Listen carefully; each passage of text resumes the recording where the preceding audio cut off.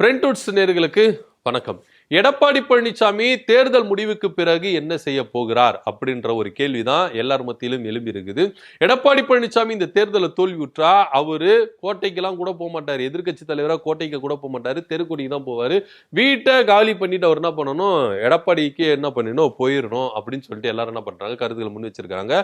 இந்த தேர்தலில் தோல்வியுற்றா அதிமுகவை பாஜக ஈஸியா கபலீகரம் பண்ணிடும், அதுக்கான பிளான்களை இங்க போட்டு வச்சிருக்காங்க அப்படின்னு சொல்லிட்டு கே.சி. பழனிசாமி ஒரு தகவலையும் என்ன பண்ணிருக்காரு, வெளியிட்டிருக்கிறாரு.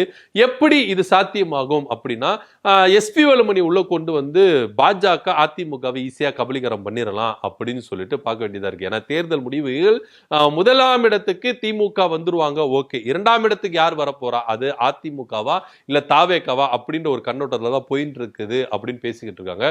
ஒருவேளை இந்த தேர்தல் தோல்விக்கு பிறகு எடப்பாடி பழனிசாமி ஒரு அதிரடியான முடிவு எடுப்பார், பாஜக கூட ஒட்டு இல்ல உறவு இல்ல அப்படின்ற ஒரு விஷயத்தை. ஏன் அப்படின்னு பாத்தீங்கன்னா, தமிழ்நாட்டில் திமுக ஆட்சி பிடித்த பிறகு 3-4 மாதங்களுக்கு கழித்து உள்ளாட்சி அமைப்பு தேர்தல் நடத்தப்படும். இந்த உள்ளாட்சி அமைப்பு தேர்தலில் கணிசமான இடங்களை நம்ம பெறணும் அப்படின்றதுக்காக அதிமுக தாவேகா கூட கூட்டணி வைக்கும், பாஜக கூட்டணியை முறித்து கொண்டு வந்து, அதனால இந்த இடத்துல பாஜக தனித்து விடப்படும். ஏன்னா பாஜக 27 தொகுதியில் நின்று இருக்கிறாங்க, 2 இடத்துல தான் வின் பண்ணுவாங்க அப்படின்னு படுது. மீண்டுமா தமிழ்நாட்டுக்குள்ள பாஜக கால் ஒன்ற முடியாது. அப்படின்றனா அதிமுகன்ற ஒரு விஷயத்துலதான் இவங்க வந்து என்ன பண்ண முடியும், அந்த வேர்ல தான் இவங்க என்ன பண்ண முடியும். அதிமுக அந்த வேரை கட் பண்ணி விட்டுச்சுன்னா என்ன பண்ண முடியும்.